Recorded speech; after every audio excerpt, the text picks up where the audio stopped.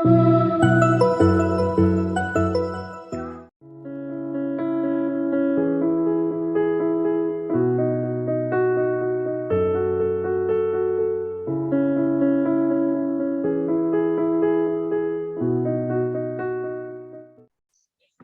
को जय मसीह की। फिर एक बार हम इस अध्ययन की श्रृंखला को आगे बढ़ाते हुए आइए हम परमेश्वर की सामर्थ मांगते हुए प्रार्थना पूर्वक प्रभु की आवाज, परमेश्वर के वचन सुनकर आशीष के लिए परमेश्वर की उपस्थिति में प्रार्थना पूर्वक बैठे। प्रकाशित वाक्य 3रा अध्याय से आज हम 2 कलीसियाओं के लिए जो संदेश है उसको हम देखेंगे। हमने पिछले दिनों में एफेसस की कलीसिया, स्मिर्ना की कलीसिया, परगमुम की कलीसिया और थुआतीरा की कलीसिया के संदेश को प्रभु यीशु मसीह के द्वारा जो दिया गया था उसको हम अध्ययन कर रहे थे और किस प्रकार भविष्यवाणी की आत्मा में जो परमेश्वर की आत्मा की सहायता से इन कलीसियाओं को जो संदेश दिया गया था उसके बारे में हम अध्ययन कर रहे थे। आज हम 2 कलीसियाओं को देखेंगे। पहला है सरदिस की कलीसिया और उसके बाद फिलाडेल्फिया की कलीसिया जो 7 से लेकर 13वीं आयत तक है। अगले सप्ताह आखिरी सत्र होगा और प्रभु की इच्छा है तो हम 3रा अध्याय उसके 14 से लेकर 22 तक लौदीकिया की कलीसिया, the last message in the series of the 7 churches in revelation. आइए सर्वप्रथम हम सरदिस की कलीसिया के दूत के बारे में देखेंगे। 3रा अध्याय 1 से लेकर 6 तक। 3रा अध्याय 1 से लेकर 6 तक। और सरदिस की कलीसिया के दूत को यह लिख कि जिसके पास परमेश्वर की 7 आत्माएं और 7 तारे हैं, ये कहता है कि मैं तेरे कामों को जानता हूँ कि तू जीवता तो कहलाता है पर है मरा हुआ। जागृत रहे और उन वस्तुओं को जो बाकी रह गई हैं और जो मिटने को हैं उन्हें दृढ़ कर, क्योंकि मैंने तेरे किसी काम को अपने परमेश्वर के निकट पूरा नहीं किया। सो चेत कर कि तूने किस रीति से शिक्षा प्राप्त की और सुनी थी और उसमें बना रहे और मन फिरा। और यदि तू जागृत ना रहेगा तो मैं चोर की नाई आ जाऊंगा और तू कदापि ना जान सकेगा कि मैं किस घड़ी तुझ पर आ पड़ूंगा। पर हाँ, सरदीस में तेरे यहाँ कुछ ऐसे लोग हैं जिन्होंने अपने अपने वस्त्र अशुद्ध नहीं किए। वे श्वेत वस्त्र पहने हुए मेरे साथ घूमेंगे, क्योंकि वे इस योग्य हैं। जो जय पाए उसे इसी प्रकार श्वेत वस्त्र पहनाया जाएगा और मैं उसका नाम जीवन की पुस्तक में से किसी रीति से ना काटूंगा, पर उसका नाम अपने पिता और उसके स्वर्गदूतों के सामने मान लूंगा। जिसके कान हो वह सुन ले कि आत्मा कलीसियाओं से क्या कहता है। धन्यवाद सिस्टर। परमेश्वर अपनी आशीष और सामर्थ इस पढ़े गए वचन पर हमें दे। सरदिस की जो कलीसिया है उसका समय 1517 से लेकर 1700 तक, 1517 1517 टू 1700 यह कार्यकाल में सरदिस की कलीसिया का समय था। सरदिस की कलीसिया या सरदिस शब्द का मतलब है रिफॉर्मेशन चर्च। हम उसको हिंदी में इस प्रकार कह सकते हैं धर्म सुधार का समय, धर्म सुधार का समय का एक युग था सरदिस के समय। हम जानते हैं थुआतीरा का जो कलीसिया के दूत को जब हम अध्ययन कर रहे थे और वो एक ऐसा समय था जहां पर अंधकार का युग था, टाइम ऑफ डार्कनेस, एक अंधकार का युग था। उस अंधकार का समय के बाद एक धर्म सुधार, क्रांति का समय, हर चीजों का परिवर्तन होने का एक समय था सरदिस की कलीसिया का युग। और ये युग उस अंधकार के समय अर्थात थुआतीरा की कलीसिया के युग के बाद ये धर्म सुधार जब होता है, उसके पश्चात इस सुधार के प्रक्रिया के बीच में ही अनेकों गलतियां वे कर बैठते हैं। They make many mistakes. कुछ बाइबल के पंडितों का कहना है सरदिस की कलीसिया का युग वो धर्म सुधार का युग था। कुछ पंडितों का कहना है कि वो धर्म सुधार का युग पूरी तरह से नहीं था। इसमें अलग अलग विचारधारा या रखने वाले लोग हैं। लेकिन हम एक बात जानते हैं कि पूरी तरह से धर्म सुधार ना होने के कारण कलीसिया अभी भी कैथोलिसिज्म की रीति रिवाज और आचरण में वे अभी भी बढ़ रहे थे। प्रोटेस्टेंट चर्च के इतिहास में अक्टूबर 31, 1517 लाल अक्षरों से लिखा गया एक दिन है। अक्टूबर 31, 1517 जर्मनी में एक संत थे जिनका नाम था मार्टिन लूथर। मार्टिन लूथर ने विटनबर्ग के उस शहर में रोमन कैथोलिक चर्च के दरवाजे में उनके उनके उनके चर्च के दरवाजे में 95 सवालों का एक थीसिस उन्होंने कील में ठोक दिया। मार्टिन लूथर जर्मनी के एक संत थे और उन्होंने विटनबर्ग जर्मनी में रोमन कैथोलिक चर्च के सामने 95 सवाल पूछा। उन्होंने कलीसिया के विरुद्ध में 95 सवालों को पूछकर उन्होंने उस दरवाजे पर उन 95 सवालों को ठोककर डाल दिया। क्योंकि कैथोलिक चर्च के जो पोप थे उन्होंने पापों की क्षमा के लिए पैसे मांगते थे।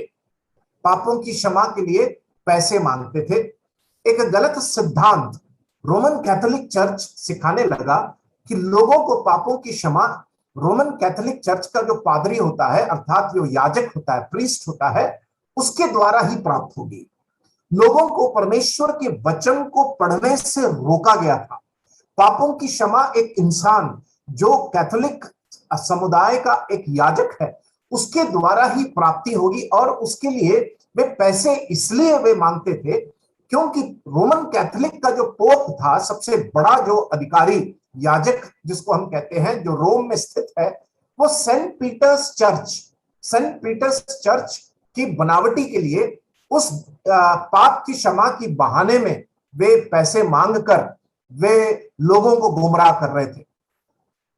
मार्टिन लूथर को जब ये बात पता चला कि वे इस प्रकार का एक धंधा पापों की क्षमा के नाम से रोमन कैथोलिक चर्च से बना दिया है, और दूसरी बात लोगों को पवित्र शास्त्र बाइबल को पढ़ने से रोकने लगे, सच्चाई को ढूंढने वालों को वे रोकने लगे। रोमियों की पत्री 1 अध्याय 17वीं आयत और गलतियों की पत्री से और इब्रानियों की पत्री से जब मार्टिन लूथर इस बात को जाना कि विश्वास ही से एक व्यक्ति धर्मी ठहराया जाता है, by faith we are justified, इस बात को जब मार्टिन लूथर समझा तो उसको इस बात समझ में आया कि रोमन कैथोलिक चर्च लोगों को गुमराह कर रही है, बाइबल पढ़ने से रोक रही है, विश्वास ही से हम धर्मी ठहराए जाते हैं, ये सैद्धांतिक आध्यात्मिक सिद्धांत को सिखाने से वह रोक रही है। इसका खुलासा जब पापों की क्षमा मार्टिन लूथर को जब प्राप्त हुआ, जब उसने एक तीर्थ यात्रा शुरू की अपने पापों की क्षमा के लिए, रोमियों की पत्री 1 अध्याय 17वीं आयत मार्टिन लूथर के कानों में पड़ने लगी कि एक विश्वास ही से एक पापी व्यक्ति धर्मी ठहराया जाता है। इसके कारण ये जो संत था अर्थात मार्टिन लूथर, उसने रोमन कैथोलिक के विरुद्ध में एक जंग छेड़ दी, एक क्रांति छेड़ दी।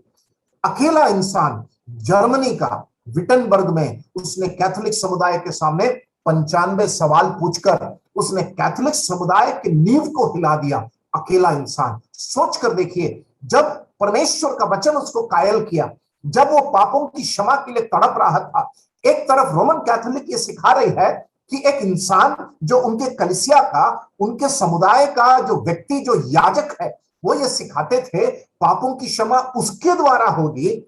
और जब मार्टिन लूथर को जब पता चला बाइबल से, रोमियों की पत्री से, कि एक पापी व्यक्ति का धर्मी ठहराया जाना विश्वास से होता है, मार्टिन लूथर से रहा नहीं गया। इसलिए अक्टूबर 31, 1517 इतिहास के पन्ने में, कलीसिया के इतिहास के पन्ने में लाल अक्षर से लिखा गया है, द डे ऑफ रिफॉर्मेशन, धर्म सुधार का दिन होकर इस दिन को देखा जाता है। और इस प्रकार कैक्सटन नामक एक प्रभु के दास सर्वप्रथम उन्होंने 1487 में 1487 में सबसे पहले बाइबल की प्रिंटिंग करते हुए लोगों तक बाइबल को पहुंचाने में वे बहुत उन्होंने मेहनत किया। कैक्सटन 1487 में। इसी युग में एरास्मोस, zwingli, कैल्विन, विक्लिफ और टिंडल साहब, इसी युग में ये महान प्रभु के दास लोग भी वे मौजूद थे। और ये मार्टिन लूथर की जंग कैथोलिक समुदाय के विरुद्ध, जब वो इस बात को सिखाने लगे कि पापी व्यक्ति एक याजक या एक इंसान के मध्यस्थता से वो उद्धार नहीं पा सकता, धर्मी नहीं ठहराया जा सकता, अर्थात बाइबल के अनुसार, पवित्र शास्त्र बाइबल के अनुसार, जब मार्टिन लूथर को ये पता चला कि एक पापी व्यक्ति विश्वास ही से धर्मी ठहराया जाता है, उस समय एक शुरुआत की गई थी, एक नई शुरुआत, एक धर्म सुधार का समय। Reformation was started during this time which was started by Martin Luther. एक नई शुरुआत, कैथोलिक समुदाय के विरुद्ध लोग उठने लगे, वे सवाल उठाने लगे, उनके सिद्धांतों के विरुद्ध लोग खड़े होने लगे। और इस प्रकार ये सरदिस का जो समय था, 1517 से लेकर 1700 का समय, थुआतीरा के समय के बाद, अर्थात एक अंधकार का युग के बाद एक धर्म सुधार का समय, एक शुरुआत की गई थी। और उसमें जो व्यक्ति क्रांति छेड़ने वाला वो था जर्मनी का एक संत जिसका नाम था मार्टिन लूथर।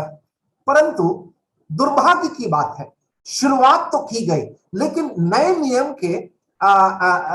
नियम की शिक्षाओं को पूरी तरह से इस युग में वे लोग सिखा नहीं पाए। विश्वास ही से पापी व्यक्ति धर्मी ठहराया जाता है, वो शुरुआत की गई। कैथोलिक समुदाय के विरुद्ध में जंग छेड़ दिए गए, पोप के अधिकार को लोगों ने चुनौती दिया, और इस प्रकार एक नई शुरुआत, एक धर्म सुधार का समय जरूर शुरू हुआ। लेकिन पौलुस के पत्रियों के अंदर से कलीसियाई सिद्धांत और अनेकों जो कलीसिया संबंधित सिद्धांत, सेवकाई संबंधित बातें और शिक्षा को इस समय सरदिस के कलीसिया के युग में वे लोग ना समझ पाए, ना वे लोगों को सिखा पाए। इसलिए क्या हुआ, इस जंग के बावजूद भी, इस क्रांति, मार्टिन लूथर के क्रांति के बावजूद भी कैथोलिसिज्म, कैथोलिक समुदाय के रीति रिवाज और उनके जो आचरण है वह अभी भी कलीसिया के अंदर पकड़ रखने लगा। पोप इस समय मार्टिन लूथर के विरुद्ध में हो गया। पोप जो कैथोलिक समुदाय का सबसे बड़ा व्यक्ति होता है वो मार्टिन लूथर के विरुद्ध में हो गया। उसके कारण क्या हुआ, जर्मनी की रानी, प्रिंसेस ऑफ जर्मनी की रानी से यह दरखास्त दी गई कि विश्वासियों को और मार्टिन लूथर को सुरक्षा दी जाए। और जर्मनी की रानी ने विश्वासियों को और मार्टिन लूथर को राजकीय सुरक्षा का इंतजाम किया गया। ये इतिहास में लिखा हुआ है। इस समय 16 स्क्रिप्चर मतलब केवल पवित्र शास्त्र बाइबल के 66 किताबों ही अधिकार वचन, अथॉरिटेटिव वर्ड ऑफ गॉड, परमेश्वर का अधिकार वचन 16 स्क्रिप्चर, इसके अलावा 66 किताबों के अलावा परमेश्वर का वचन में ना कुछ जोड़ा जाए ना कुछ घटा जाए। इस प्रकार ये सरदिस का जो समय था, थुआतीरा के समय के, अंधकार के समय के बाद एक क्रांति की शुरुआत, एक बदलाव का शुरुआत, एक धर्म सुधार का एक शुरुआत जरूर हुआ। लेकिन इसमें एक कमी यह हुई कि ये शिक्षा जो कलीसियाई सिद्धांत, सेवकाई सिद्धांत और भविष्य की बातें, एस्कटोलॉजिकल जो बातें थी, वो इस समय बुनियादी रूप से उसकी शिक्षा नहीं दी गई। इस भूमिका को देकर आइए हम सरदिस की कलीसिया के लिए जो दूत था उसमें हम प्रवेश करते हैं। पहली है, और सरदिस की कलीसिया की दूत को यह लिख। हम सबसे पहले शहर का अध्ययन करते हैं। सरदिस की जो कलीसिया थी वो थुआतीरा से दक्षिण की ओर 30 मील दूर स्थित एक जगह था। थुआतीरा से 30 मील दक्षिण की ओर स्थित था। ये लुदिया की राजधानी थी। It was capital of Lydia. और उसके बाद इस जगह में ही सिक्के, कॉइन्स, सिक्कों को मिंट किया गया था। Coins were minted first in Sardis. और इस सरदिस की खासियत थी, बहुत संपन्न और पैसे वाला, धन वाला एक शहर था। और एक और खासियत थी, सरदिस का जो शहर था, कारपेट इंडस्ट्री, कारपेट बनाने में ये शहर बहुत मुख्य था, प्रख्यात था, प्रतिष्ठित था। और इस प्रकार एक छोटी सी भूमिका इस सरदिस के बारे में देकर आइए हम प्रभु यीशु मसीह के बारे में, जैसे हम पढ़ते हैं हर शहर, हर कलीसिया के लिए जब दूत दिया जाता है, प्रभु यीशु मसीह के गुण स्वभाव के साथ हर कलीसिया की दूत शुरुआत होती है। सरदिस के कलीसिया के संबंध में यीशु मसीह के बारे में क्या लिखा है, आइए हम पढ़ते हैं 3 अध्याय पहली आयत। जिसके पास परमेश्वर की 7 आत्माएं और 7 तारे हैं, यह कहता है कि मैं तेरे कामों को जानता हूं कि तू जीविता तो कहलाता है पर मरा हुआ है। इसका पहला भाग हम पढ़ते हैं, जिसके पास परमेश्वर की 7 आत्माएं और 7 तारे हैं। यहां पर यीशु मसीह के बारे में और पवित्र आत्मा के बारे में और दूत के बारे में, जो दूत वाहक है, संदेश वाहक है, उसके बारे में लिखा हुआ है। 7 आत्माएं मतलब 7 अंक बाइबल में परिपूर्णता को दिखाता है। यहाँ पर 7 आत्माएं जिक्र है। इसका मतलब वो पवित्र आत्मा की परिपूर्णता को वो दिखाता है। उसके बाद 7 तारे हैं, वो इस कलीसिया के लिए जो संदेश वाहक है, द 7 मैसेंजर्स, जो संदेश वाहक है, जो अलग अलग कलीसियाओं के लिए, 7 कलीसियाओं के लिए भेजे गए थे, उनके बारे में वो जिक्र है। 7 आत्माएं, वो पवित्र आत्मा की वो भरपूरी को दिखाता है। यहाँ पर यीशु मसीह दूत के द्वारा ये कहता है कि तू जीविता तो कहलाता है पर है मरा हुआ। मतलब आधा जिंदा, एक अधमरा, आधा जिंदा और अधमरा की अवस्था में यहां पर सरदिस की कलीसिया को हम पाते हैं। इसका कारण क्या है? आधा मरा या आधा जिंदा, हाफ अलाइव हाफ डेड। इसका मतलब क्या? प्रभु यीशु मसीह ने सरदिस के बारे में ऐसा क्यों कहा? इसलिए कहा आधा जिंदा, इसलिए क्योंकि मार्टिन लूथर के द्वारा यहां पर उद्धार की सिद्धांत, आध्यात्मिक सिद्धांत अर्थात वे एक पापी व्यक्ति का उद्धार विश्वास ही से, अनुग्रह के द्वारा ही हो सकता है, उसके द्वारा ही वो धर्मी ठहराया जाता है। इसलिए प्रभु यीशु मसीह यहां पर कहते हैं कि तू आधा जिंदा है लेकिन आधा मरा हुआ इसलिए है, अभी भी थुआतीरा के अंधकार के कर्म या अंधकार के जो बातें थी वो अभी भी सरदिस के इस युग में अभी भी प्रचलित था। The rituals and ceremonies and deeds of Catholicism was still prevalent during the time of Sardis. इसलिए प्रभु यीशु मसीह यहाँ पर सरदिस के बारे में वो कहते हैं तू आधा मरा हुआ है और आधा जिंदा है, अधमरा आधा जिंदा। इसलिए यहां पर एक मिलावट की अवस्था को देखते हैं, एक समझौते की बात को देखते हैं। इसलिए वे नए नियम के जो बुनियादी प्रेरितों के द्वारा सिखाए गए आध्यात्मिक कलीसियाई और भविष्य की बातों को वे उस समय वह पूरी तरह पकड़ नहीं पाए। ये बात सच है। प्रभु का धन्यवाद हो, कम से कम मार्टिन लूथर के कारण और उसके द्वारा उन्होंने उद्धार के सिद्धांत को जो केवल विश्वास से होता है, किसी कर्म कांड से नहीं, किसी पुण्य काम से नहीं। एक पापी व्यक्ति यीशु मसीह पर विश्वास ही से वो धर्मी ठहराया जा सकता है। मार्टिन लूथर की आंखों को परमेश्वर ने खोला। हर समय में परमेश्वर ने ऐसे दासों को खड़ा किया जो उसके परमेश्वर के वचन के शिक्षाओं को रोशनी देकर, प्रकाशन देकर पीढ़ी पीढ़ी में परमेश्वर ने लोगों को खड़ा कर कलीसिया को मजबूत किया, लोगों की आंखों को खोला, परमेश्वर के वचन के प्रकाशन को दिया। मार्टिन लूथर के लिए धन्यवाद। धर्म सुधार अक्टूबर 31, 1517 वो एक ऐसा दिन था जब उन्होंने इस सिद्धांत को, उद्धार का सिद्धांत को खुलासा करते हुए उन्होंने लोगों की आंखों को इस उद्धार की शिक्षा की ओर उन्होंने खोल दिया था। और इसलिए हुआ क्या, कलीसिया के अंदर ऐसे लोगों से कलीसिया भर गई कि जो लोग उद्धार नहीं पाए थे। इसीलिए यहां पर कहा गया है तो आधा मरा हुआ है, मतलब जो उद्धार नहीं पाए थे, जो अभी भी अंधकार में पड़े हुए थे, वे कलीसिया में घुस गए। लेकिन उसके साथ साथ कुछ ऐसे लोग भी थे जो इस विश्वास की धार्मिकता, विश्वास के द्वारा धार्मिकता और धर्मी ठहराए जाने के द्वारा वे कलीसिया में हो गए। इस प्रकार यहां पर इसीलिए प्रभु यीशु मसीह कहते हैं कि तू आधा जिंदा है। यहां पर लिखा है तू जीविता तो कहलाता है पर है मरा हुआ। और इसलिए ये एक समझौता, एक मिलावट, जीविते और मरे हुए लोगों की एक झुंड यहां पर सरदिस के इस युग में हम देखते हैं। ऐसा प्रभु यीशु मसीह ने क्यों कहा? क्योंकि हम जानते हैं निकोदेमुस के संबंध में यूहन्ना रचित सुसमाचार 3 अध्याय 4, 5, 6 का जब आयतों को पढ़ते हैं, निकोदेमुस रात के समय प्रभु यीशु मसीह से मुलाकात करने के लिए आता है और वो वहां पर प्रभु यीशु मसीह नए जन्म के बारे में निकोदेमुस से बात करते हैं और प्रभु यीशु मसीह कहते हैं जब तक तू आत्मा और वचन से नए सिरे से ना जन्म ले तब तक तू परमेश्वर के राज्य में प्रवेश नहीं कर सकता। इसीलिए यहां पर पवित्र आत्मा की भरपूरी, 7 आत्माओं का जिक्र है। वो पवित्र आत्मा और ये वचन का जो संगम है, मिश्रण है, उसके द्वारा ही पापी व्यक्ति के अंदर उसके मरी हुई आत्मा को परमेश्वर के साथ मेल मिलाप करने के लिए सुसमाचार के सामर्थ्य के द्वारा क्रूस में लटके हुए प्रभु यीशु मसीह और उसके पुनरुत्थान के द्वारा एक पापी व्यक्ति स्वर्ग में उसका नया जन्म होता है, उसका जीवन की पुस्तक में नाम लिखा जाता है।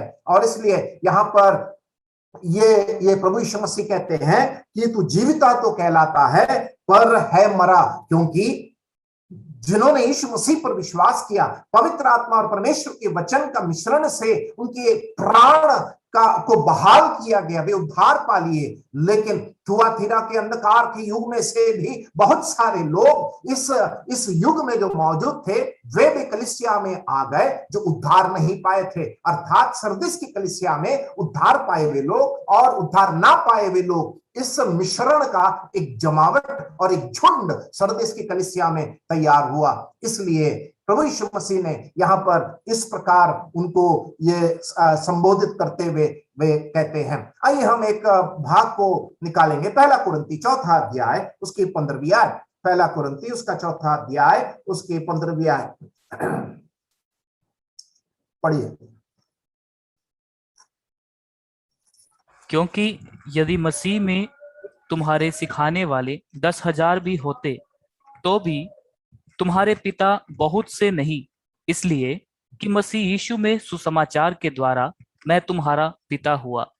पौलुस यहाँ पर कुरिन्तियों के संबंध में वो अपने आप को आत्मिक पिता कहता है, the spiritual father of Corinthians. वो इसलिए कहता है, देखिए वहां पर क्या लिखा है, इसलिए कि क्योंकि यदि मसीह में तुम्हारे सिखाने वाले 10,000 भी होते तो भी तुम्हारे पिता बहुत से नहीं,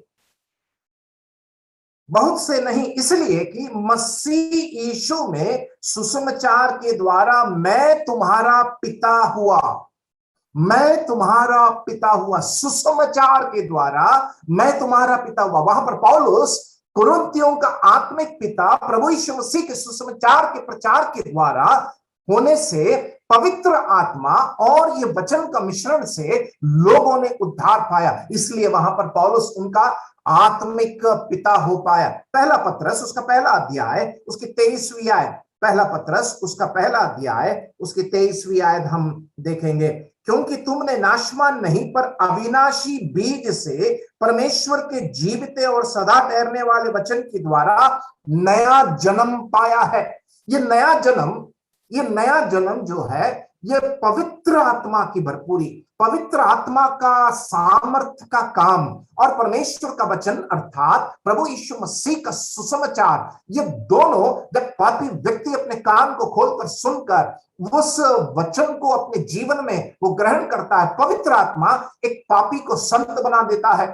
नरक से वो स्वर्ग में प्रवेश करता है, अंधकार से वो ज्योति में आ जाता है और इस प्रकार असत्य से वो सत्य में आता है, मृत्यु से जीवन में प्रवेश करता है। ये बहुत ही अद्भुत और सामर्थ का काम ये पवित्र आत्मा और वचन से ही ये काम होता है। और इसीलिए यहां पर जब हम देखते हैं एक ऐसा झुंड जिनके जीवन में पवित्र आत्मा और वचन का काम होता है और एक ऐसा झुंड जिन्होंने विश्वास ही से धर्मी ठहराए गए, लेकिन एक ऐसा झुंड भी जो अभी भी अंधकार के कार्यों के कारण जो आज भी आचरण रीति रिवाज में पड़े हुए लोग थे अर्थात उद्धार नहीं पाए थे, इनका मिश्रण मिलकर सरदिस की कलीसिया में आने के कारण प्रभु यीशु मसीह यहां पर यह संदेश देते हैं कि मैं तेरे कामों को जानता हूं कि तू जीविता तो कहलाता है पर है मरा हुआ।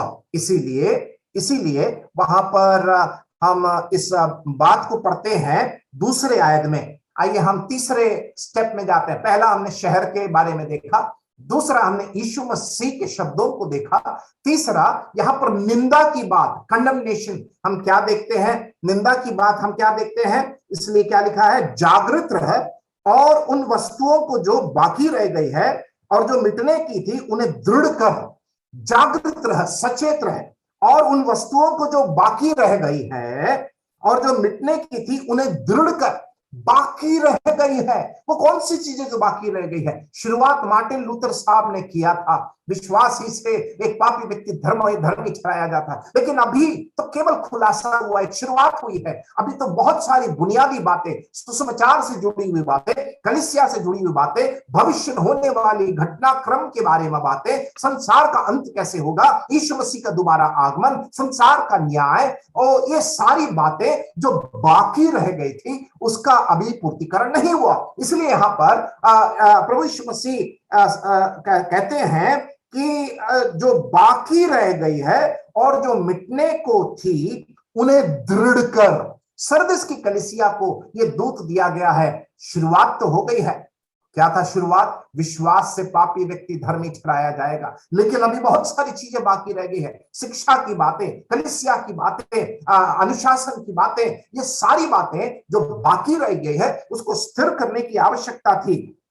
और यहां लिखा है, क्योंकि मैंने तेरे किसी काम को अपने परमेश्वर के निकट पूरा नहीं पाया। I did not find your works to be complete. हमारा परमेश्वर अधूरा करने वाला, रखने वाला परमेश्वर नहीं, हमारा परमेश्वर पूरा चाहने वाला और पूरा इंतजाम करने वाला और पूरा करने वाला परमेश्वर है। He is a God who completes. He is not a God who makes things incomplete. वो पूरा चाहने वाला, पूरा करने वाला, परिपूर्णता का परमेश्वर है। इसलिए यहाँ पर सरदिस की कलीसिया के लिए एक निंदा की बात कहकर मैं जल्दी से आगे बढ़ना चाहता हूं, क्योंकि यहाँ पर इसलिए ये बात कही गई कि एक शुरुआत तो हो गई, लेकिन फिर भी कलीसिया के अंदर ये याजकीय प्रक्रिया, क्लर्जी सिस्टम, अभी भी ये याजकीय प्रक्रिया, याजकों का दबदबा और लोगों को परमेश्वर का वचन नहीं पढ़ने का जो दबाव अभी भी जरूर था।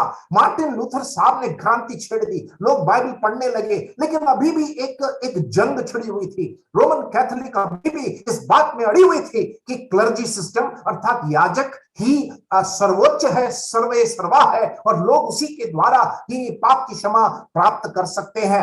ये जो जंग है, ये जो विरोध है, अभी भी इस सिद्धांत के विरुद्ध में चल रहा था। इसलिए कैथोलिक चर्च ने क्या किया आपको मालूम है, ये ना उद्धार पाए हुए लोगों को जो आ चुके थे उनको ट्रेनिंग, प्रशिक्षण के लिए सेमिनारी में भेजने लगे। देखिए कितनी दुखदाई बात है। उद्धार जो नहीं पाए थे, ये जो लोगों ने जो याजक के दबदबा को चाहते थे कलीसिया के अंदर, जो याजक से ही उद्धार हो सकता है उस सिद्धांत को सिखाने चाहते थे, उन लोगों ने क्या किया, ये उनके लोगों को उन्होंने सेमिनारी में भेजने के लिए तैयार किया। परिणाम, ये सेमिनारी से पढ़कर वापस याजक बनकर, प्रीस्ट बनकर वे आए और कलीसिया के अंदर ये एक ऐसा झुंड तैयार हुआ जो उद्धार नहीं पाए थे। परिणाम बहुत ही दुखदाई था, परिणाम बहुत ही दुखदाई था। और इसीलिए क्या हुआ, आज जो मेन लाइन चर्चेस है, आज जो मेन लाइन चर्चेस का जो उद्भव, जो मेन लाइन चर्चेस का उद्भव इस प्रक्रिया का परिणाम है, इस प्रक्रिया का परिणाम है, जहां पर उद्धार ना पाए हुए लोगों को सेमिनरी में थियोलॉजी पढ़ने के लिए भेजने के कारण ये लोग वापस आकर ये मेन लाइन चर्चेस के गठन करते हैं। आपको पता है लूथरन चर्च मार्टिन लूथर के कारण जर्मनी में शुरू हुआ, कैल्विन और वेस्ली और एंग्लिकन चर्च जो इंग्लैंड में शुरू हुआ। और इस प्रकार अनेकों रीति रिवाजों को मिलाकर और शिशु बपतिस्मा उदाहरण के लिए, ये शिशु बपतिस्मा को वे लाकर वे इस बात को स्थापित करने लगे कि ये एक सिद्धांत है और इसके द्वारा उद्धार की प्राप्ति होती है, बपतिस्मा के द्वारा, शिशु बपतिस्मा के द्वारा। ऐसे बहुत सारे आचरण और रीति रिवाज ये मेन लाइन चर्चेस में आप देख पाएंगे। और इसीलिए इसका कारण क्या है, इन्होंने परमेश्वर का वचन को आधारभूत इन्होंने नहीं बनाया। हम इजराइल के संबंध में यही बात को पढ़ते हैं। निकालिए यशायाह का किताब, उसका 29वां अध्याय, उसके 13वीं आयत। इजराइल के संबंध में हम क्या पढ़ते हैं, यशायाह का किताब, उसका 29वां अध्याय, उसके 13वीं आयत। यशायाह 29 का 13। प्रभु ने कहा, ये लोग जो मुंह से मेरा आदर करते हुए समीप आते परंतु अपना मन मुझसे दूर रखते हैं, और जो केवल मनुष्यों की आज्ञा सुन सुनकर मेरा भय मानते हैं। हाँ, इजराइल के अंदर भी यह समस्या थी। हम यहां क्या पढ़ते हैं, प्रभु ने कहा ये लोग जो मुंह से मेरा आदर करते हुए समीप आते परंतु अपना मन मुझसे दूर रखते हैं। सरदिस के समय यही समस्या थी, इनका मन परमेश्वर से दूर था, और जो केवल मनुष्यों की आज्ञा सुनकर मेरा भय मानते हैं। इजराइल के अंदर भी यह समस्या थी जो सरदिस के समय ये था। परमेश्वर आत्मा और सच्चाई से आराधना को चाहने वाला परमेश्वर है, रीति रिवाजों को नहीं, भेंटों के द्वारा नहीं, बलिदानों के द्वारा नहीं। परमेश्वर आत्मा और सच्चाई से परमेश्वर उस आराधना को चाहने वाला परमेश्वर है। और इसलिए एजेकियल का किताब, उसका 33 और 31 पढ़ेंगे। Ezekiel 33, 33 and verse 31।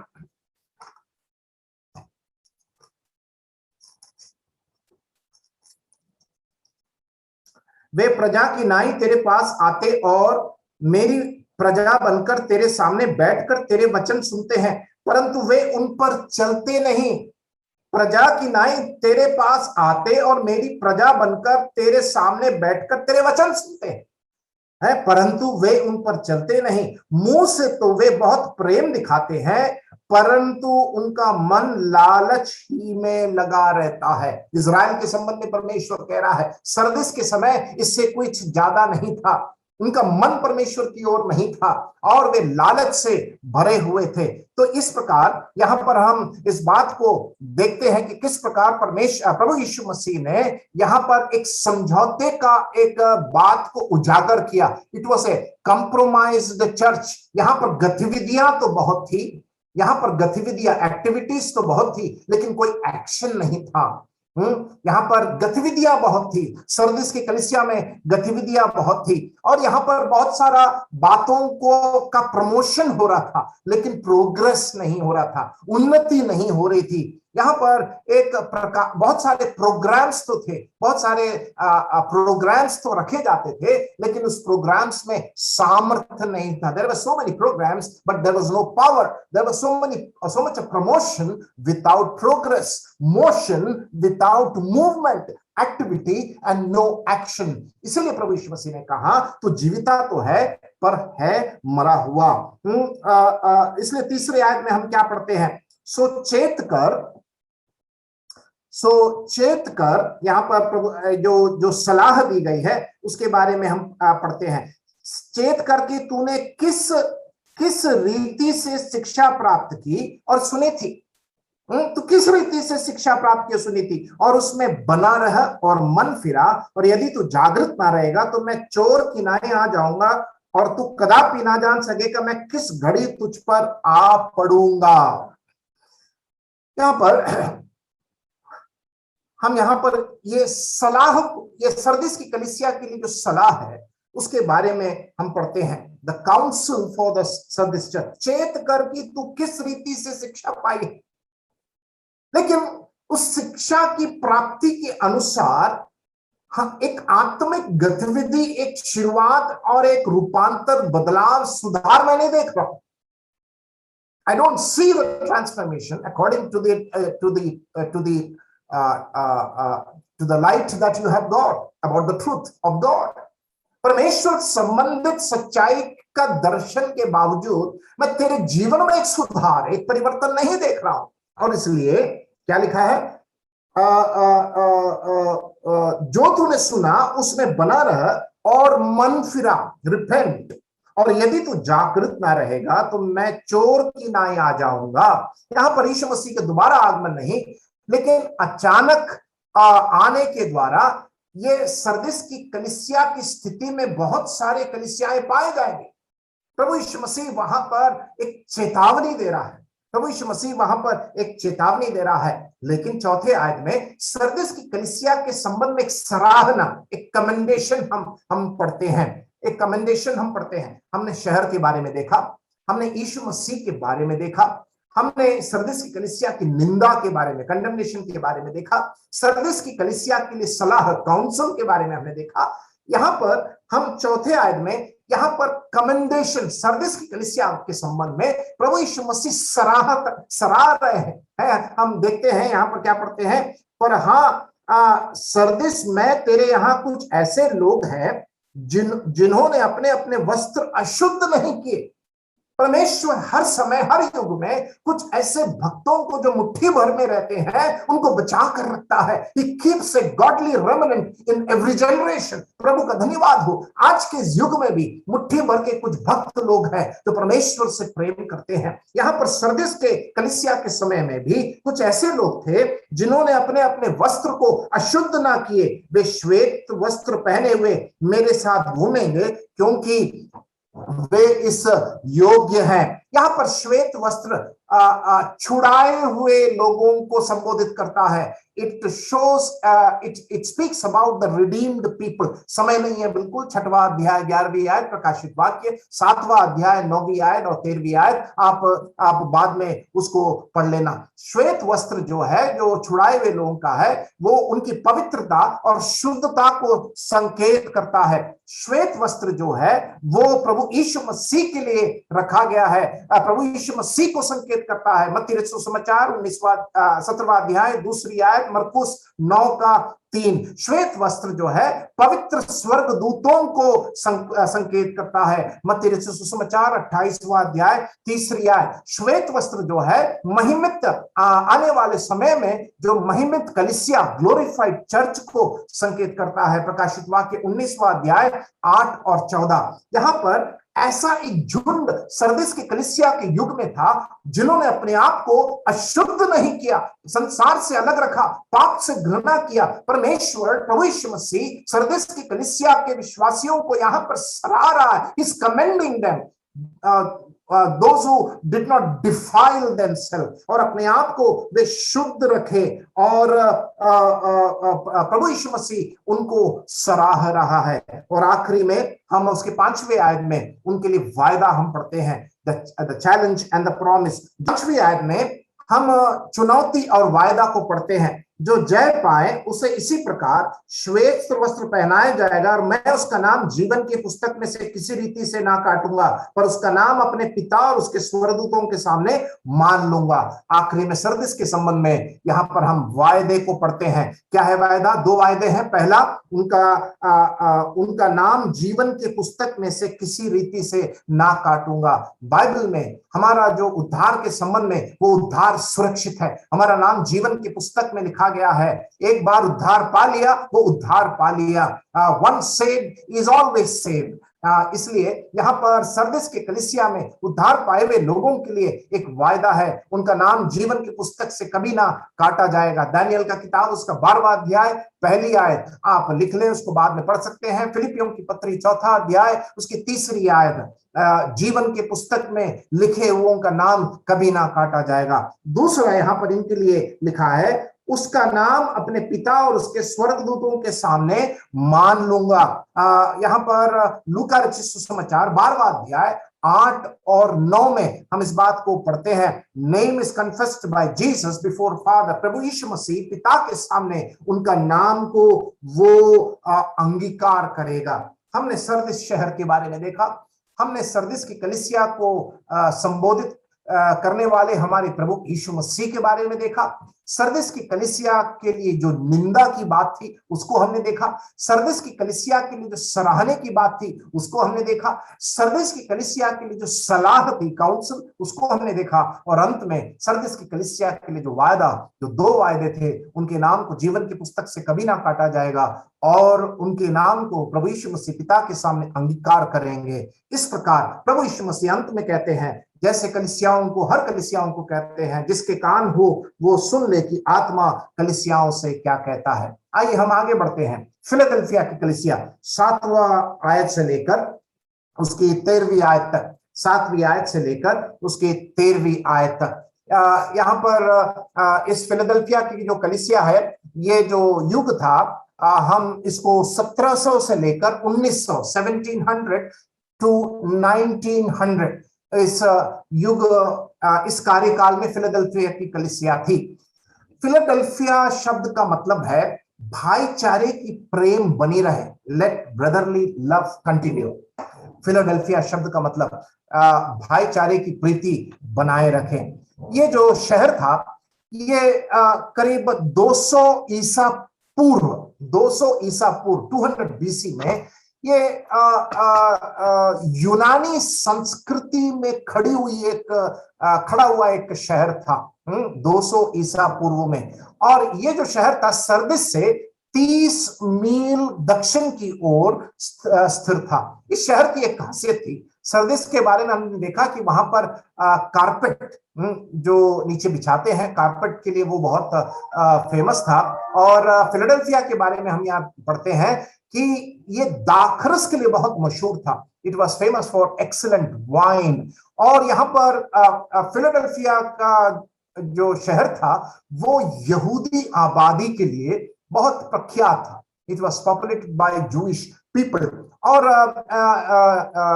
17 ईसा बाद, AD 17 में ये शहर एक भूकंप के कारण ये बर्बाद हो गया था। It was destroyed because of an earthquake in AD 17। लेकिन तिबरियास कैसर के द्वारा यह शहर को फिर से बनाया गया था। इस शुरुआती संबोधन फिलाडेल्फिया शहर के बारे में कहकर मैं आगे बढ़ना चाहता हूं। इस समय, ये कार्यकाल में, ये जो प्रोटेस्टेंट चर्चेस थे, वे सब एक ऐसे दिशा में बढ़ रहे थे, यूरोप की बात कह रहा हूं, जहां पर एग्नोस्टिसिज्म और atheism, agnosticism and atheism, agnosticism मतलब एग्नोस्टिक लोग थे उस समय। वे लोग ये समझते थे, वे विश्वास करते थे ईश्वर तो है लेकिन ईश्वर को जानना बहुत मुश्किल है। एग्नोस्टिक पीपल मतलब वे ईश्वर के अस्तित्व पर विश्वास करते थे, लेकिन वे ये समझते थे ईश्वर की प्राप्ति, ईश्वर को जानना बहुत मुश्किल है। यूरोप में उस समय एथिज्म, नास्तिकवाद भी बहुत ज्यादा प्रख्यात था। अब फिलाडेल्फिया के इस युग में यह अविश्वास और नास्तिकता, अनबिलीफ एंड एथिज्म बहुत ज्यादा यूरोप में बढ़ गया था। और इसी समय चार्ल्स डार्विन का ओरिजिन ऑफ स्पीशीज का जो शोध था, रिसर्च था, उन्होंने इसका खुलासा एक जंगल की आग के समय तरह वो फैलने लगा। ओरिजिन ऑफ स्पीशीज, जहां पर चार्ल्स डार्विन साहब ने कहा मनुष्य परमेश्वर की सृष्टि नहीं, मनुष्य बंदर से उद्भव हुआ है। अर्थात उन्होंने इस बात को भी साबित करने की कोशिश की कि ये पृथ्वी जो है एक बहुत बड़े विस्फोटक, बिग बैंग विस्फोटक से ये इसका उद्भव हुआ है। चार्ल्स डार्विन का ओरिजिन ऑफ स्पीशीज एक जंगल की आग के समय समान फैलने लगा। स्कूल और महाविद्यालयों में ये चार्ल्स डार्विन के जो सिद्धांत है वे सिखाने लगे, और इसी कारण से सृष्टिकर्ता एक जीवित परमेश्वर के ऊपर विश्वास करने के बजाय एग्नोस्टिसिज्म और एथीज्म, अर्थात ईश्वर है लेकिन ईश्वर को जान नहीं सकते। दूसरी बात नास्तिकवाद, ईश्वर है ही नहीं। और यूरोप में ये दोनों जो वर्ल्ड व्यूज है, लोगों की जो विचारधारा है, आग के समान फैलने लगा। और इसी समय प्रभु का धन्यवाद हो, पवित्र आत्मा के चलाए चलते एक बेदारी यूरोप में होने लगी। और उस समय ये फिलाडेल्फिया की कलीसिया स्थित थी। जब ये बेदारी भी हो रहा था, एक तरफ नास्तिकवाद भी बढ़ रहा था और ये अद्वैतवाद भी जब बढ़ रहा था, तो फिलाडेल्फिया का इस युग में 1700 से लेकर 1900 ईसा बाद में एक बेदारी, एक रिवाइवल, एक क्रांति भी छिड़ने लगा। और फिलाडेल्फिया की जो कलीसिया है, इसके लिए जो दूत है वो बहुत ही मीठा है। It is a very sweet message to the church at Philadelphia. आपको ये बात बता दूं, फिलाडेल्फिया का जो कार्यकाल जो 200 साल का था ईसा बाद, 1700 से लेकर 1900 तक, थुआतीरा के अंधकार का युग, थुआतीरा का अंधकार का युग और सरदिस का समझौते का युग के पश्चात ये फिलाडेल्फिया का युग आता है। अब ध्यान से सुनना, फिलाडेल्फिया का जो युग है, पीछे क्या है? पीछे क्या है? थुआतीरा का अंधकार का युग, उसके बाद सरदिस का युग जहां पर समझौता, क्रांति की शुरुआत होती है, लेकिन कलीसिया समझौता करती है। कैथोलिसिज्म, उद्धार ना पाए वे लोग कलीसिया के अंदर, उद्धार पाए वे लोग भी कलीसिया के अंदर। उसके बाद फिलाडेल्फिया का जब युग आता है, एक बहुत बड़ी क्रांति, एक बहुत बड़ा क्या बोलना चाहिए, जंग और एक बेदारी यहां पर हम देखते हैं कि किस प्रकार लोग परमेश्वर के वचन को पढ़ने लगे। लोग पवित्र आत्मा से भर गए। परमेश्वर ने अलग अलग जगहों में महान परमेश्वर के संतों को खड़ा कर परमेश्वर का वचन सामर्थ्य से प्रचार करने का समय, एक ऐसा समय जब द्वार खुलते गए और सुसमाचार का प्रचार इस पृथ्वी के कोने कोने में प्रचार होने लगा। लोग उद्धार पाने लगे और लोगों को अंधकार से ये पवित्र आत्मा और प्रभु यीशु मसीह का सुसमाचार बचाकर उनको बाहर निकालने लगा। एक ऐसा समय, एक great missionary movement happened during this time. एक ऐसा समय जहां पर सुसमाचार प्रचार के लिए दरवाजे खुलते गए। आइए हम शुरू करते हैं। फिलाडेल्फिया की कलीसिया 7वीं आयत, खुद के दूत को यह लिख कि जो पवित्र और सत्य है, जो दाऊद की कुंजी रखता है, जिसके खोले हुए को कोई बंद नहीं कर सकता और बंद किए को कोई खोल नहीं सकता, वह यह कहता है कि फिलाडेल्फिया के कलीसिया के संबंध में वहां पर यीशु मसीह के बारे में क्या कहा गया है। जैसे हर कलीसिया में उसकी शुरुआत में यीशु मसीह के बारे में कहा गया है। सरदिस के बारे में हमने पढ़ा 7 आत्माएं और 7 तारे। और यहां पर हम पढ़ते हैं कि फिलाडेल्फिया की जो कलीसिया के लिए दाऊद की कुंजी रखता है। दाऊद की कुंजी, यशायाह का किताब निकाले 22वां अध्याय उसकी 22वीं आयत। जल्दी से कोई पढ़े, यशायाह का किताब 22वां अध्याय उसकी 22वीं आयत।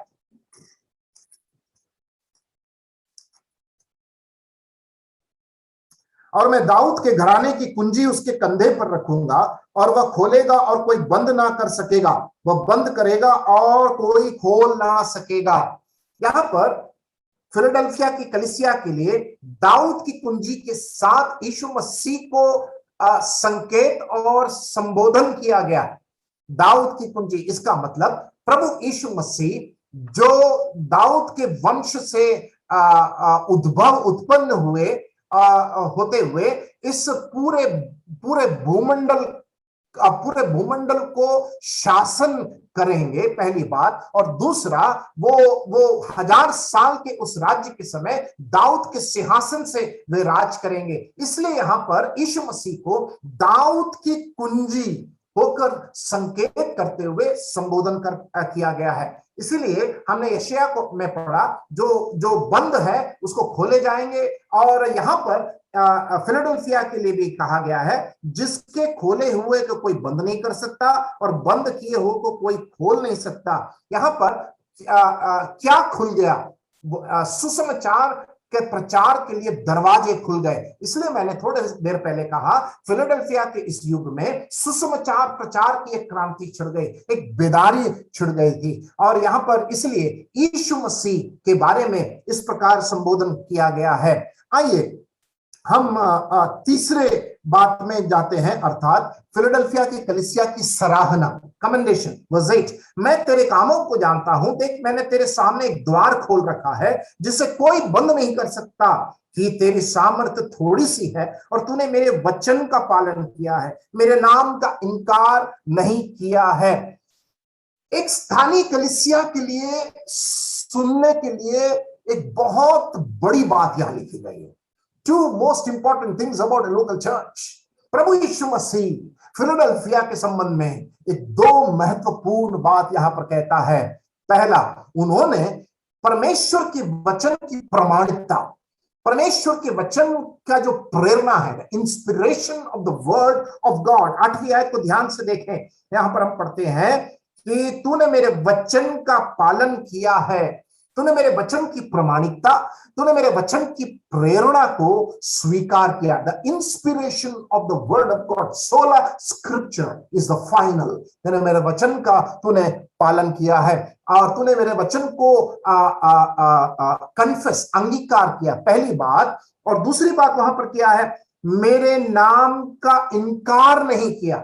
यीशु मसीह के प्रभुत्व और यीशु मसीह का मनुष्यत्व, the deity of Christ and the humanity of Christ, प्रभु यीशु मसीह जो संपूर्ण ईश्वर और संपूर्ण मनुष्य, इस प्रभु यीशु मसीह के दैवीय स्वभाव को और पराक्रम और ऐश्वर्य को फिलाडेल्फिया की कलीसिया ने उन्होंने अंगीकार किया। एक स्थानीय कलीसिया के लिए ये दोनों बहुत बुनियादी बात है। Foundational requirements of a local church, परमेश्वर का वचन और प्रभु यीशु मसीह, बिब्लियोलॉजी एंड क्रिस्टोलॉजी। हमारा आधार, हमारा विश्वास का आधार परमेश्वर का वचन है, हमारा विश्वास का व्यक्ति परमेश्वर, वो प्रभु यीशु मसीह है। The foundation for us is the word of God and the person is Christ Jesus. एक स्थानीय कलीसिया को ये दोनों जो बुनियादी आधार है उनके विश्वास का, इसमें मजबूत होना बहुत जरूरी है। फिलाडेल्फिया के लिए प्रभु यीशु मसीह इस प्रकार सराहते हैं, तूने मेरे वचन की प्रामाणिकता और उसकी प्रेरणा को अंगीकार किया, और यीशु मसीह के ईश्वरत्व और मनुष्यत्व को उन्होंने ग्रहण किया। इससे बड़ी बात और क्या हो सकती है। आइए हम आगे बढ़ते हैं। उसके 9वीं आयत, देख मैं शैतान के उन सभा वाले को तेरे वश में कर दूंगा जो यहूदी बन बैठे हैं पर है नहीं वरन झूठ बोलते हैं। देख मैं ऐसा करूंगा कि वे आकर तेरे चरणों में दंडवत करेंगे और जान लेंगे कि मैंने तुझसे प्रेम किया है। फिलाडेल्फिया के इस युग में हम इस बात को देखते हैं क्योंकि वे वचन के प्रति बहुत विश्वास योग्य थे। यीशु मसीह की सही समझ होने के कारण प्रभु यीशु मसीह को यह भाया कि बंद दरवाजों को खोल दे, सुसमाचार के दायरे, सुसमाचार की सीमा को बढ़ा दे।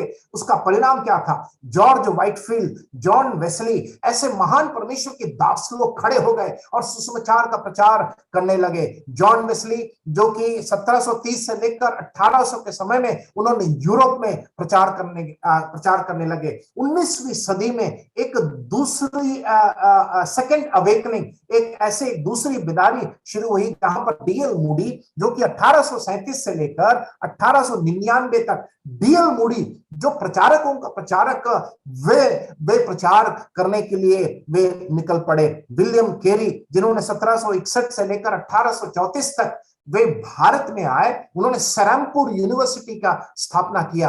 वे भाषा के पंडित थे, उन्होंने भाषा की लिपि बनाई, शब्दकोश बनाया।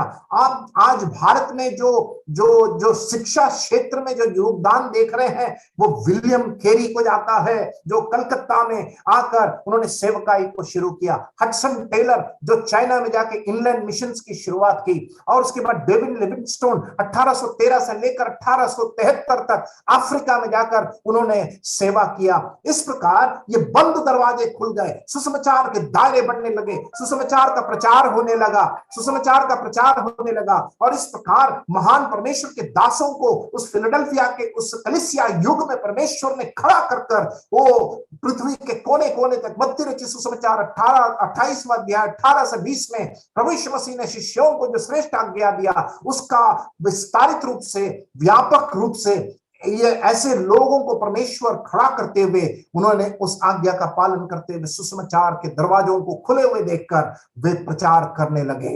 लोग राज्यों में प्रवेश करने लगे, लोग ऐसे देशों में प्रवेश करने लगे जहां पर सुसमाचार नहीं पहुंचा था, ऐसे देशों में लोग पहुंचने लगे जहां पर अंधकार में लोग पड़े हुए थे, लोगों को वस्त्र पहनना नहीं मालूम था, वे लोग पढ़ाई नहीं कर पाते थे, अनपढ़ गवार और बिना कोई संस्कृति के ऐसे देशों में सुसमाचार पहुंचने लगा। उसमें भारत देश में शामिल है जहां पर जाति जनजाति लोग सुसमाचार के इस प्रकाश को सुनकर शिक्षित होने लगे, कपड़े पहनने लगे और उनका जीवन का जो गुणवत्ता है वो बढ़ने लगा। अंधकार में पड़े हुए देश और राज्य वो यीशु मसीह के सुसमाचार के प्रकाश में जब आने लगा तब लोगों की आंखें खुलने लगी और उनको लगा कि ये लोग वो इस पृथ्वी के चारों ओर फैलकर यीशु मसीह के चेले बनकर इन्होंने बेदारी लेकर आए। आप शिक्षा के क्षेत्र में ले लीजिए, मेडिकल साइंस के क्षेत्र में ले लीजिए, टेक्नोलॉजी के क्षेत्र में ले लीजिए, और इन सारे क्षेत्रों में अगर आप नामी लोगों को देखेंगे वे सब मसीही लोग थे,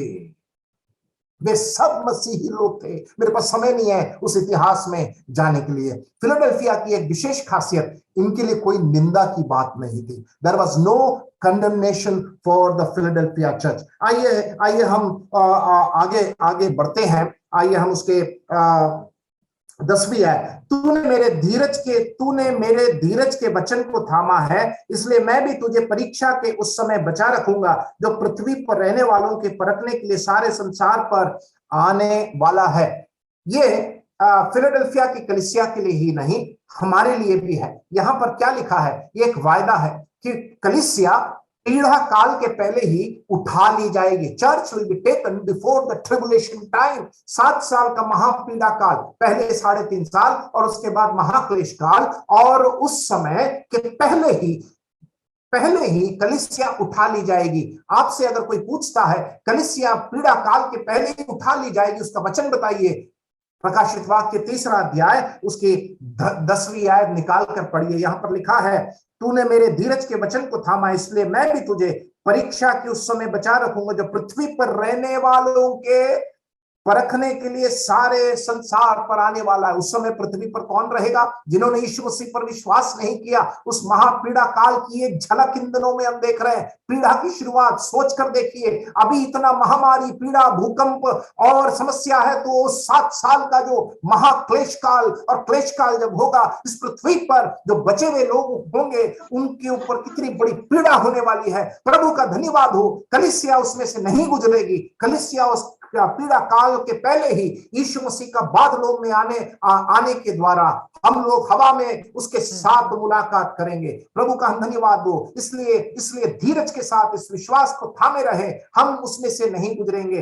फिलाडेल्फिया की कलीसिया के लिए ये वायदा देते हुए आइए हम आगे बढ़ते हैं। उसकी 11वीं है, मैं शीघ्र ही आने वाला हूं, जो कुछ तेरे पास है उसे थामे रह कि कोई तेरा मुकुट छीन ना ले। धीरज के साथ विश्वास की दौड़ के लिए फिलाडेल्फिया की कलीसिया के लिए प्रभु यीशु मसीह उत्साहित कर रहे हैं। आइए हम उसको आगे बढ़ाते हैं। जो जय पाए उसे मैं अपने परमेश्वर के मंदिर में एक खंबा बनाऊंगा और वह फिर बाहर ना निकलेगा, और मैं अपने परमेश्वर का नाम और अपने परमेश्वर के नगर अर्थात नए यरूशलेम का नाम जो मेरे परमेश्वर के पास से स्वर्ग में से उतरने वाला है, और अपना नया नाम उस पर लिखूंगा। यहाँ पर हम फिलाडेल्फिया की कलीसिया के लिए जो चुनौती और वायदा को हम पढ़ते हैं। आइए हम सर्वप्रथम हम देखते हैं, जो जय पाए उसे मैं अपने परमेश्वर के मंदिर में एक खंबा बनाऊंगा, पहली बात, और वह कभी बाहर ना निकलेगा। दूसरी बात, मैं अपने परमेश्वर का नाम, अपने परमेश्वर के नगर अर्थात नए यरूशलेम का नाम जो मेरे परमेश्वर के पास से स्वर्ग पे से उतरने वाला है, अपना नया नाम उस पर मैं लिखूंगा। इस प्रकार फिलाडेल्फिया की कलीसिया के लिए समय समाप्त हो चुका है। फिलाडेल्फिया की कलीसिया के लिए, जिनके लिए प्रभु यीशु मसीह किसी भी प्रकार की निंदा, there was no condemnation for the church of Philadelphia. वे वे वे वे एक ऐसे युग में थे जब परमेश्वर ने, प्रभु यीशु मसीह ने, जो दाऊद की कुंजी रखता है, उसने बंद दरवाजों को खोल दिया। थुआतीरा के अंधकार का युग, सरदिस का समझौते का युग, इसके पश्चात फिलाडेल्फिया का, उस कलीसिया का युग में जब आया, चुनौती बहुत ज्यादा था। अंधकार का युग, समझौता का युग, उसके बाद फिलाडेल्फिया का युग के सामने एक ऐसी चुनौती थी, बनी हुई बात को बिगाड़ने का समय नहीं था। शुरुआत जो मार्टिन लूथर ने जो शुरुआत की थी, विश्वास की से पापी व्यक्ति धर्मी ठहरता है, उसकी शुरुआत को पूर्तिकरण करने के लिए सुसमाचार की शिक्षा, कलीसिया की शिक्षा और भविष्य में होने वाली शिक्षा है, गॉस्पल मैसेज, और उसके बाद कलीसिया की शिक्षा, एक्लेसियास्टिकल ट्रूथ, और उसके बाद भविष्य में होने वाली जो घटना, एस्केटोलॉजिकल ट्रूथ। देखिए, आप सुनिए, सुसमाचार, कलीसिया और भविष्य में होने वाली घटनाक्रम, ये तीनों को समझते हुए फिलाडेल्फिया की कलीसिया ने इसको बखूबी निभाया। इसलिए प्रभु यीशु मसीह कहते हैं, निंदा की कोई बात मैं कहना नहीं चाहता हूं। यहां पर आइए हम परमेश्वर का हम धन्यवाद देते हैं कि किस प्रकार जो वायदा फिलाडेल्फिया के लिए दिया गया, वो कौन से वायदा थे। 8वें आयत में लिखा है, तेरे सामने एक द्वार खोल रखा है। पहला वायदा है, तेरे सामने एक द्वार खोल रखा है। और उसके बाद हम क्या पढ़ते हैं, 9वीं आयत में पढ़ते हैं कि मैं शैतान के सभा वालों को तेरे वश में कर दूंगा। I will subdue your enemies. ये दूसरा वायदा है। पहला, द्वार को खोलूंगा। दूसरा वायदा क्या था, मैं दुश्मनों को तेरे वश में मैं कर दूंगा। तीसरा वायदा उसके 10वीं आयत में है। वो क्या है, परीक्षा के उस समय बचा रहूंगा, वो तीसरा वायदा है। और चौथा है उसकी 12वीं आयत में। वो 12वीं आयत में हम क्या पढ़ते हैं, परमेश्वर के मंदिर में एक खंबा बनाऊंगा। फिलाडेल्फिया के लिए 4 वायदा 8वीं आयत में है, 9वीं आयत में है, 10वीं आयत में है और 12वीं आयत में। ये 4 वायदे के साथ फिलाडेल्फिया का दूत यहाँ पर समाप्त होता है। परमेश्वर का हम धन्यवाद देते हैं। एक उतार चढ़ाव के युग से ये 7 कलीसियाएं जा रही है। एफेसस का समय, स्मिर्ना का समय, वो परगमुम का समय, थुआतीरा का समय, सरदिस का समय और फिलाडेल्फिया का समय, ऐसे कर प्रभु का धन्यवाद हो। इस 66 किताबों का संग्रह, 16 स्क्रिप्चर, ये जो परमेश्वर का वचन है, पहला। दूसरा, प्रभु यीशु पवित्र आत्मा, ये दोनों का मिश्रण जब पापी व्यक्ति के अंदर सुसमाचार के सुनने से जो बदलाव, परिवर्तन, सुधार होता है, उसके लिए धन्यवाद देते हैं। परमेश्वर जो प्रभु यीशु मसीह जो दाऊद का कुंजी रखता है, फिलाडेल्फिया के कलीसिया में बंद दरवाजों को खोलकर सुसमाचार पृथ्वी के कोने में प्रचार करने के लिए बुलंद लोगों को वो खड़ा करते हुए सुसमाचार भारत में भी पहुंचा। उसमें से प्रभु यीशु मसीह का एक शागिर्द शिष्य, वो थोमा, यह हमारे भारत देश में आया। उसके पश्चात अनेकों परमेश्वर के दास आते जा रहे हैं। आज रात के समय मैं पूछना चाहता हूं, क्या आप इस सेवा को बढ़ाने के लिए, इस प्रभु यीशु मसीह की श्रेष्ठ आज्ञा, कौन जाएगा? अभी भी लोग अंधकार में पड़े हुए हैं, अभी भी लोग नरक में जा रहे हैं, दरवाजे खुले हुए हैं। प्रभु यीशु मसीह आपको ये चुनौती आज देना चाहता है। जैसे इस चुनौती को अनेकों परमेश्वर के दास मार्टिन लूथर से शुरू होकर लोगों ने लेकर अनेकों अंधकार के राज्यों में सुसमाचार की रोशनी को पहुंचाया, आप भी उसमें एक अंश और योगदान कर सकते हैं। प्रभु बुला रहा है, कौन उसकी आवाज को सुनेगा? जिसके कान हो सुन ले। कौन जाएगा इस सुसमाचार के इस दीपक को लेकर, इस प्रभु यीशु मसीह का संदेश को लेकर? अनेकों लोग अभी भी नरक में जा रहे हैं। प्यारों, आइए, थोड़ा समय है बाकी, हम इस चुनौती को लें और अंधकार में पड़े हुए लोगों को सुसमाचार की रोशनी, प्रभु यीशु मसीह के द्वारा पाप की क्षमा और स्वर्ग राज्य में प्रवेश, ये शुभ संदेश पहुंचाने के लिए, परमेश्वर उस बुलाहट को सुनने के लिए अनेकों जवानों को आज खड़ा करे। परमेश्वर के नाम की स्तुति हो।